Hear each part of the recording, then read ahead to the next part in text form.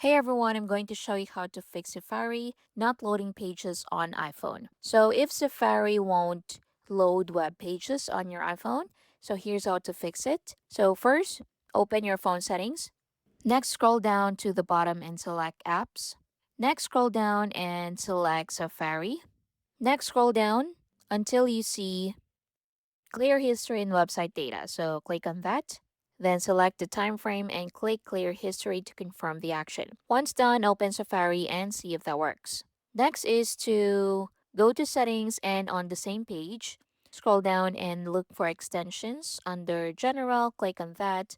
Then disable any extensions. So turn off all extensions, then reopen Safari and test again and see if that works. Next is to force close and reopen Safari. So swipe up from the bottom of the screen, then swipe Safari up to close it and reopen Safari and try loading the page again. Next is to restart your iPhone. So press and hold the side button and either volume button, then drag the power slider to turn off your iPhone, then wait about 30 seconds, then turn it back on. Then open Safari and see if that solves the problem. And that's basically it. Thank you for watching.